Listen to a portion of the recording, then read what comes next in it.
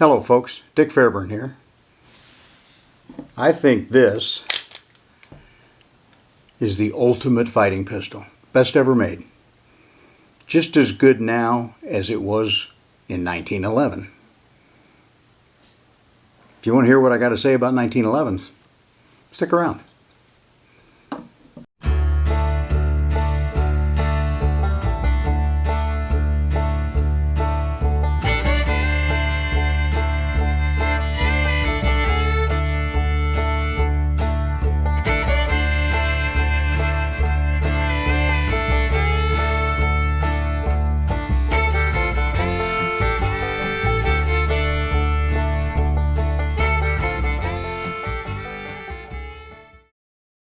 I don't want to try to do an exhaustive history of how the pistol came about. I mean, we know that it was designed by John Moses Browning, perhaps the most brilliant gun designer of all time, certainly the most brilliant American gun designer.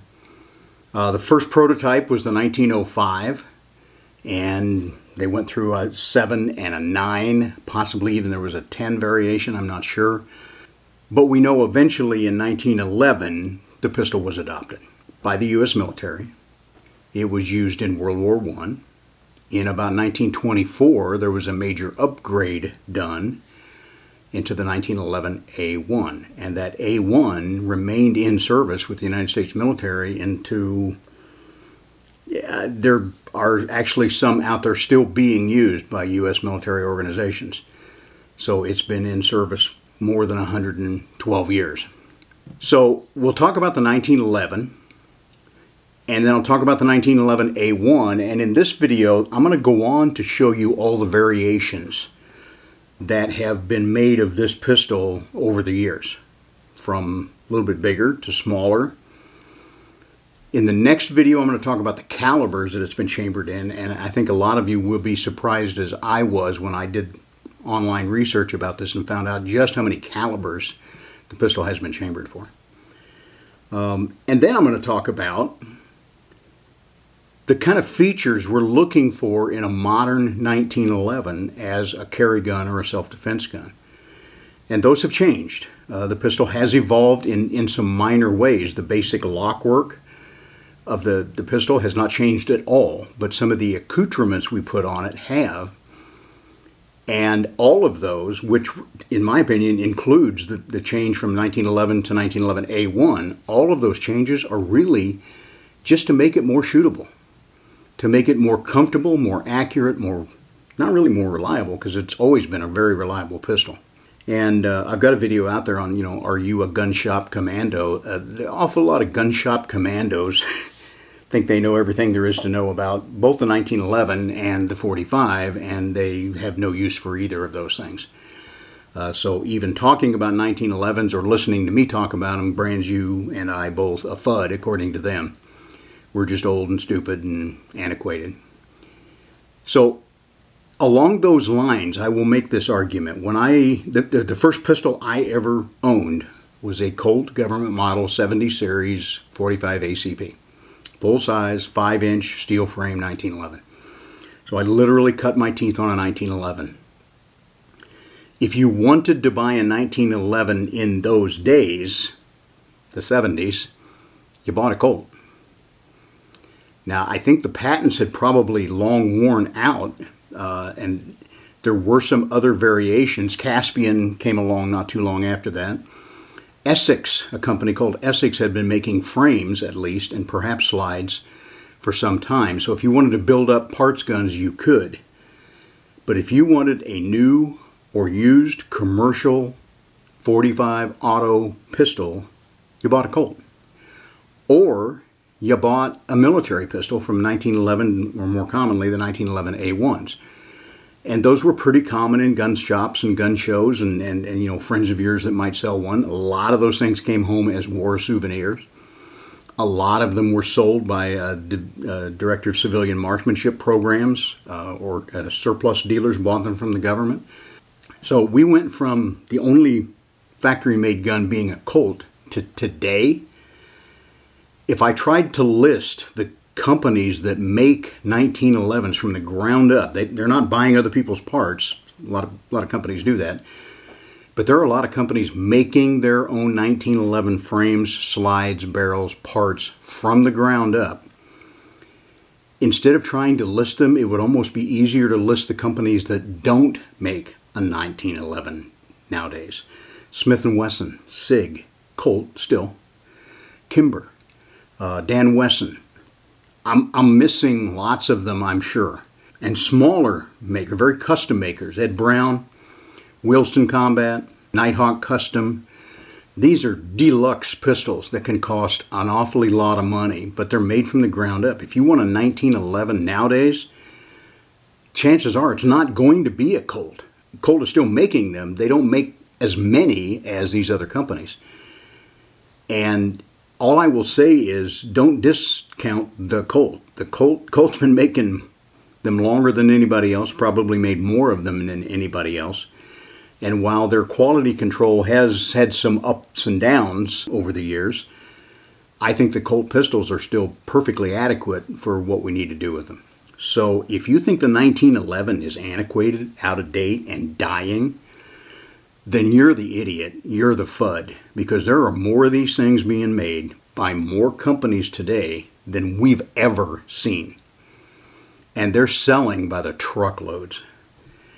The amazing thing is you can spend $3,000 or $4,000 for a hand-built, customized Nighthawk custom pistol, or you can buy one made in Turkey or the Philippines and import it here, which seem to be rather amazing quality levels for the price you pay. You can find those things for under $500. Just as I've talked about lever action rifles lately, and had some following in that, and I'm going to do more work with them this summer.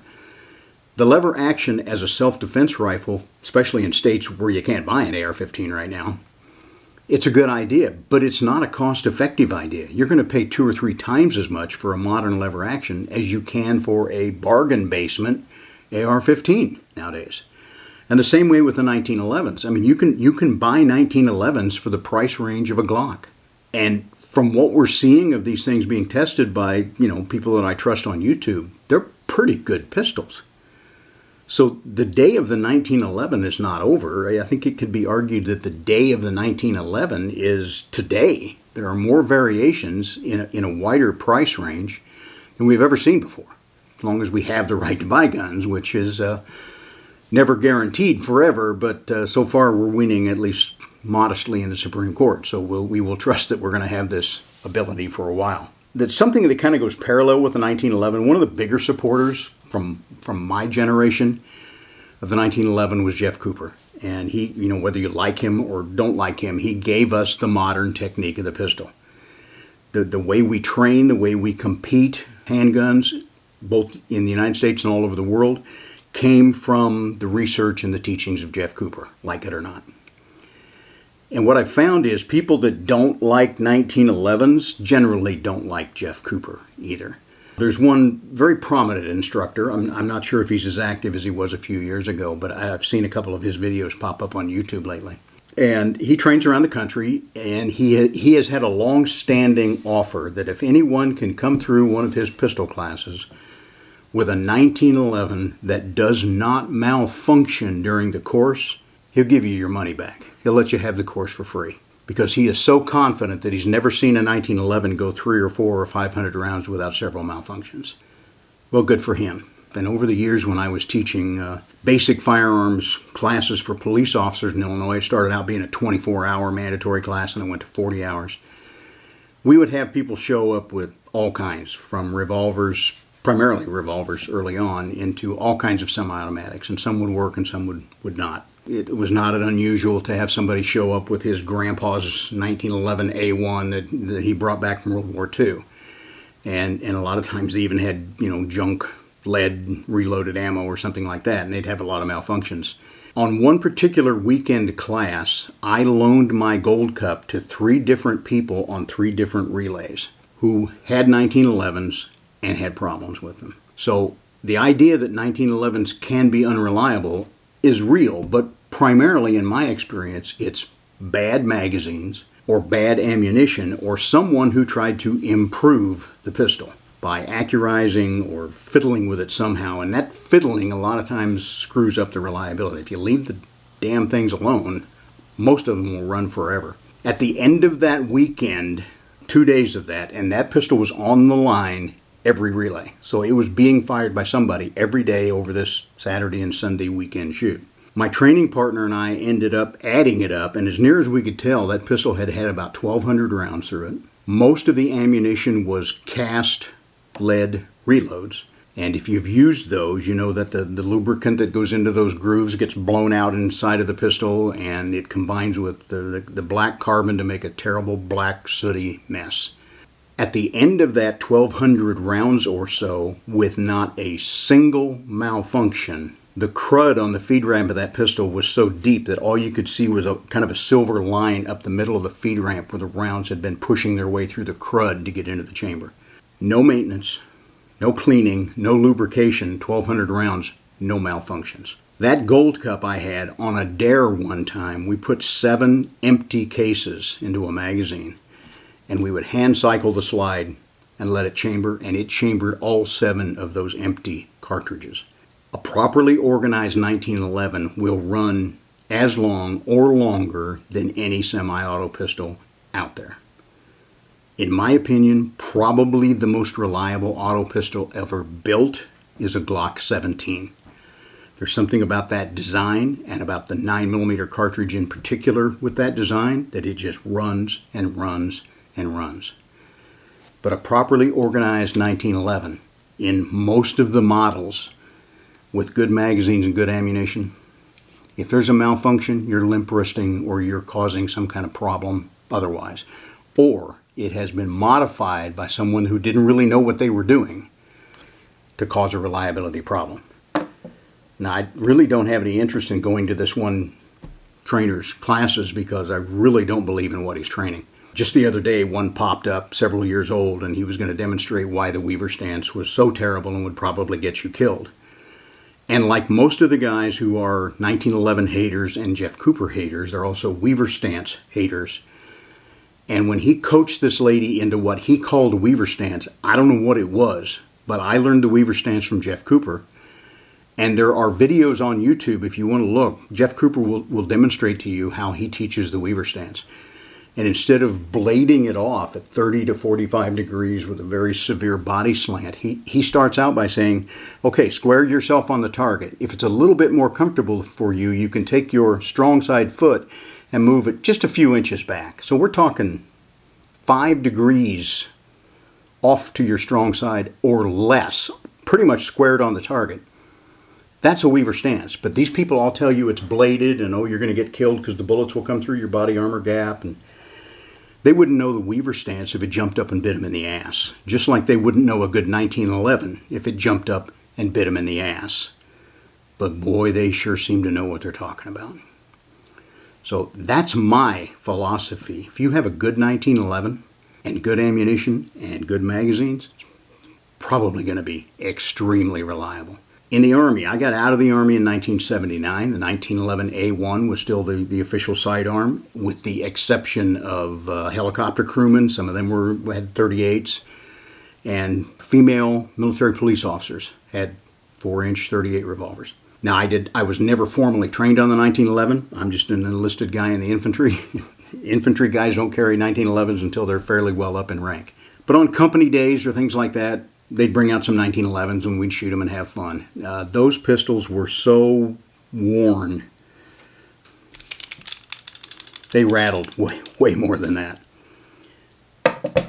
I never saw one quit with ball ammo. They just worked and worked and worked. Were they accurate enough compared to some of these hand-tuned pistols I have here? They were terribly inaccurate. But they were more than accurate enough for the role of a military police officer who's going to probably be using these things almost certainly going to be using these things at 25 yards or less. Most police shootings, not military police shootings, I can't speak to those, but most civilian police shootings are averaging 10 or 15 feet. So they're more than accurate enough. So even those, multiple times rebuilt, beat to snot, old 1911 A1s were very reliable and adequately accurate pistols. So that's the basis that I'm going to go forward with here. But there's things about a 1911 that you shouldn't do because This is an over 100-year-old design. Modern pistols can be treated in some ways a little bit rougher than a 1911 and not damaged. Okay, so what are the things you don't do? Now these pistols are all unloaded and safe, locked back, no magazines. So they're okay, YouTube. Here's some of the things you don't do. Now I'm going to do this with dummy rounds, so this is perfectly safe. Pick up a 45. I've seen people, I've done this myself in the past, where to load the chamber they would actually put a round manually in there and then drop the slide. I'm going to ease it down, but just let it go. Snap down over there.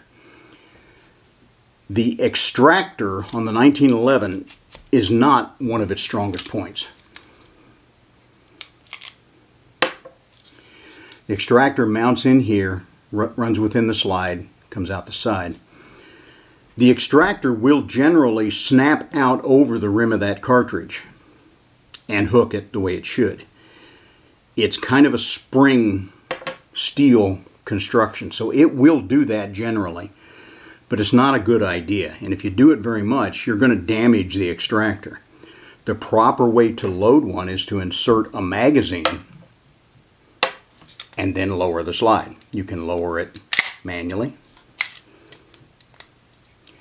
In reload training, we do the handover technique as a gross motor skill, or of course you can release the slide release and let the slide go forward. When you're loading from that magazine, it's best to either use the slide release or pull that pistol all the way back, release it, and let it slingshot. Maximum spring effort to feed that first round in and chamber the cartridge. Then, at that point, once you've loaded the chamber properly, engage the safety, pull the magazine out, top off the magazine with another round if you need it, and you're ready to go. Don't put a round in the chamber and drop the slide to chamber the round that way. That's bad. It will damage the pistol eventually, maybe even on the first try. Similarly, when the pistol is empty, people will just pop that slide release and let the slide fall forward with nothing to slow it down. That's going to damage the sear in the firing mechanism. Maybe not the first time, but eventually it will. So it's not a good idea to just drop that empty slide on an empty pistol. Ease it down, get it closed like that. Another thing you should never do, this is my opinion, is to deactivate the grip safety in any way.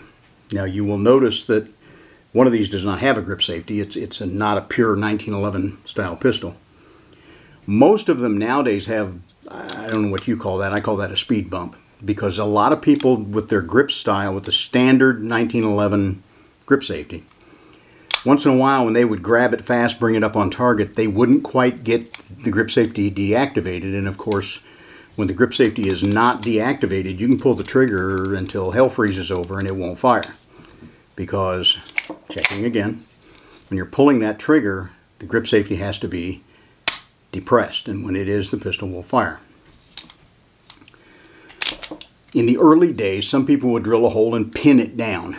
Some people would wrap black tape around there or rubber bands around there and kind of deactivate that grip safety. Grip safety is there for a reason. It's a part of that safety mechanism. It should be left intact. The speed bumps that are on there now on most of these newer designs just ensures that however your grip fits the back of that pistol, you're going to get a full depression of that grip safety and it's going to be ready to go for you. Let's talk about the variations of this pistol over the years. Original 1911, John M. Browning design, talked about that. Started with the 1905 prototype, was officially adopted in 1911. The cartridge itself was specified that it had to be 45, so Browning designed it as a 45 with this cartridge case. A 200 grain bullet at about 900 feet per second. Along the process, the Army said, nope, it's 45, but we want more. So it was changed to a 230 grain full metal jacket at about 830 feet per second standard velocity. And to this day, that is the US military load for the 45. In World War I, of course, we needed a lot more pistols than Colt could produce. So there were 3 different makers in World War I, at least theoretically. Colt made as many as they could. Remington Arms, not to be confused with Remington Rand, who produced a lot of them in World War II. Colt, Remington Arms, and a trial contract was put out to the North American Arms of Canada, which was a company formed from the old Ross rifle production company. Bought out all their equipment and stuff. And North American Arms was to produce, I believe the contract was for several 100,000 1911 pistols. In reality, they got just shy of 100 tool room prototypes made when the armistice occurred for World War I, and we no longer needed all those 1911 contracts. So the contract with North American Arms was canceled. Not a single one was ever delivered into the United States military system. There are less than 100 of them, and there are almost, one or two hands would cover the number that we actually know to exist out there. They got out of Canada into the civilian system, so there are just a handful of North American Arms. That makes it the rarest of the 1911s, and it was never formally accepted or used by the United States military. Okay, that's the 1911. During the war, soldiers complained about a lot of problems with the 1911. Probably the biggest complaint was that damned hammer and grip safety problem that would allow it to bite the web of their hand, or if they shot it a lot as trainers, the recoil of that narrow grip safety would just build up callus back there. It was not a comfortable pistol to shoot. In 1924, the first modification occurred, making the model 1911 A1. The changes were the sights on the original 1911. I do not have models of all these pistols, so I'm going to be popping up pictures that I got off the internet. The original sights on the 1911 were very small, and that was typical of the era. They did not have large, highly visible sights. One of the other shortcomings of the original 1911 design was, I believe this will show you. No, that's dovetail now. I don't have one that's not, but originally the front sight went into a kind of a rectangular hole and had a stud on the bottom of the sight that was staked in. In other words, a tool was used to swedge that out on the bottom and physically lock that sight onto the slide. A very large sight had too much mass to be held on by that system. So that was a problem with small sights being on both the 1911 and the A1. Eventually, a suggestion I had when we were still having trouble holding sights, a good gunsmith would a lot of times silver solder. They would tin the bottom of the sight, top of the slide. They'd press it in, hit it with a torch, melt the silver solder, and then stake it also, and that would hold on larger, more visible sights for the most part. But it was still not unusual in the 70s to be in early forms of competition and look up and have a front sight gone. And I remember asking Dick Heine, I said, why don't we just put one in with a dovetail like they do on the backside? And why the hell would we do that? We solder them right, they stay on. Now, virtually they're all dovetailed in there. So, of the modifications to the A1, the sights, they were a little bigger. They were nowhere near the big, highly visible sights we have nowadays, but they were a little bit bigger than the 1911 sights. The hammer was, depending on where you read, the back of that spur hammer was shortened slightly. In some of the pictures you can see that the A1 looks a little bit shorter. It may not have actually been a formal modification. It may just been a variation of who made them in World War II. Some had a slightly shorter hammer spur. The grip safety tang was extended. Grip safety tang was made longer to help with the hammer bite and to help with the callus building for people who shot them a lot. Didn't fix it, but it helped. There were frame scallops. If you see these frame scallops here, the original 1911 had a flat frame there. The scallops allowed shorter fingers to have better reach on the trigger. The trigger itself in the A1 was made shorter, another adaptation for people with smaller hands, smaller fingers to be able to reach that trigger effectively. The mainspring housing, the original was flat, which is the most common one we see again today in World War II, or in the A1 version. It was changed to an arched housing, which would bring the grip angle up just a little bit for some people. And so the A1s will have an arched housing. Most people shoot a flat housing nowadays. Certainly either will work. So that's it. Sights, hammer possibly, grip safety, trigger was shorter, frame scallops to better reach the trigger, and the mainspring housing was arched. This is all to make the pistols more shootable. There were no issues with reliability or accuracy complained about really in World War I. As that slightly more shootable pistol evolved with the military clear into World War II, Vietnam, or Korea, then Vietnam, it was replaced for general issue in 1985 by the Beretta M9. It has remained in use with special operators until very recently. And in fact, the Marine Corps bought some M45A1s from Colt a number of years ago. And many of the special operators who had those have now gone to a Glock 19, I'm told, but some of them still use that Colt M45A1 variation. So the 1911 pistol is still in use with our United States military to some extent. In World War II, obviously, we needed a lot more pistols than Colt could produce. Colt made approximately 628,000 in World War II, but several other manufacturers were asked to tool up and produce 1911s for the war effort. Ithaca made approximately 335,000. Remington Rand, which was not the same as Remington World War I or Remington Arms. This is Remington Rand, which my understanding was basically a typewriter company. They made the most. They made 875,000. Singer Sewing Machine Company was contracted to begin development and to ultimately produce several hundred thousand. They got 500 made and delivered to the United States military before the end of the war. And that's the sum total of the Singer production. So Singer is thought to be the rarest of the 1911s by many people. And of the A1s, that is true. But as I said, the North American Arms pistol was even rarer from the 1911 point of view. Another company called Union Switch and Signal contributed about 55,000 1911s to the World War II effort. So 1911 evolved into the 1911 A1, and as I said, for the military use, that's how it stayed until 1985. Some variations. And this depends on where you read it or where you listen to what expert. But over the years, there have been a model called the Colt Ace, sometimes called the Service Ace. Originally, there was some blowback models in the 1930s made for the military as trainers, 22 caliber trainers. They were somewhat erratic in performance. That's a lot of slide to try to move with just the energy of a 22.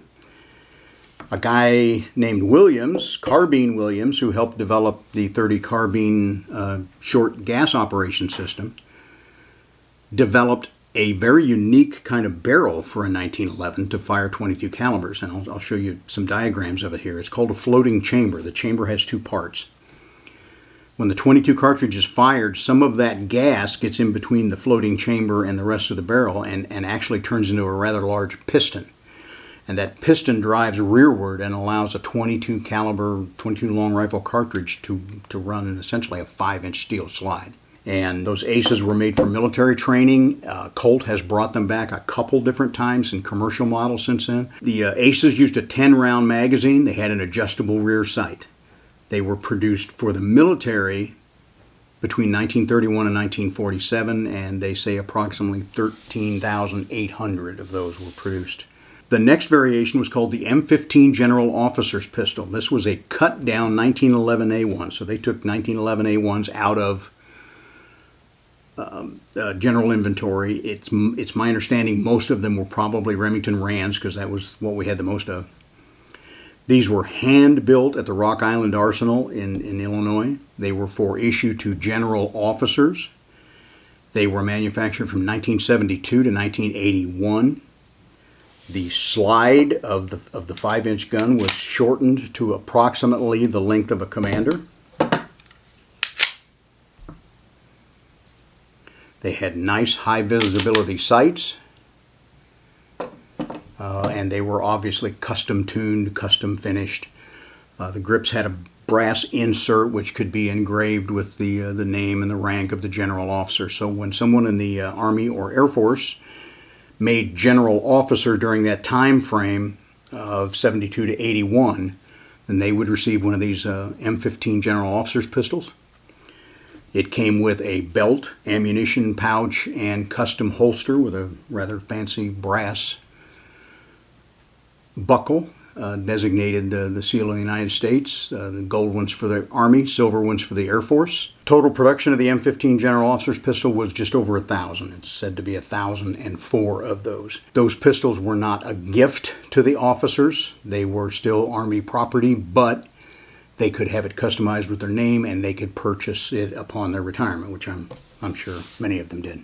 After that, after the development of the M15, there were a number of non-cataloged 1911A1 upgrades, and these were made by and for specialty units. Over the years, I have known a couple of Delta operators. I believe their technical term for their organization is still the 1st Special Forces Operational Detachment, Delta. In the military, some of them are called D-Boys, the Delta operators, Delta Force, various names. At least in the initial buildup of Delta, they had armorers who would build them 1911A1s to almost to the individual user specifications in terms of sights, trigger pull, customized for reliability, accurized.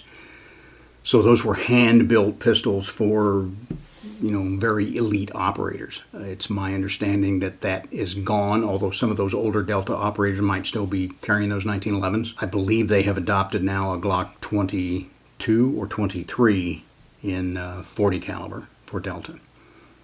But those kind of units don't let out a lot of information, and they tend to change weapons kind of rapidly.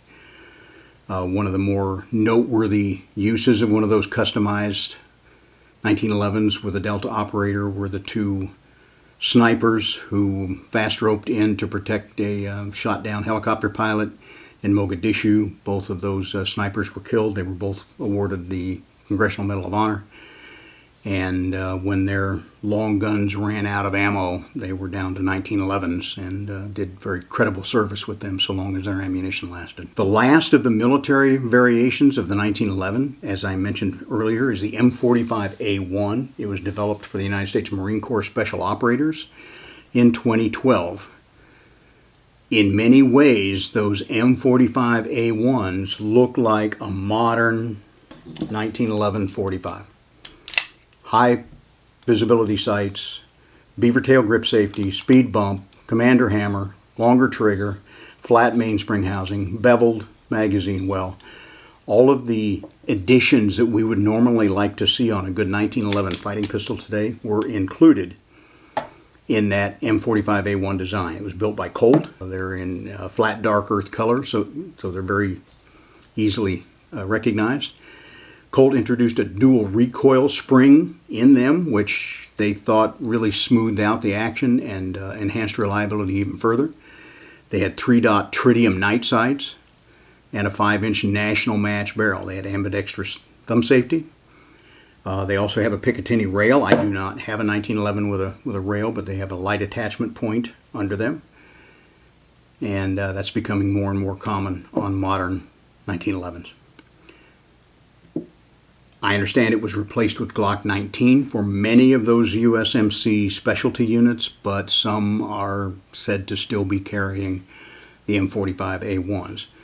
I believe Colt sold some M45A1 kind of overruns on the civilian market, and there are a couple of other makers that have made clones of the M45A1. So there are some of them out there very much like it on the market.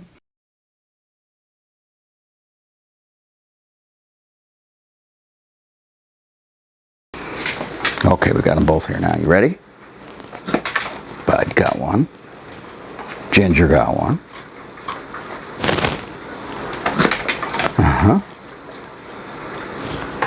Oh, she missed it. She usually gets them, doesn't she, Bud? Okay, girl, last one. You ready? You ready? Yeah! all there is. Till next time.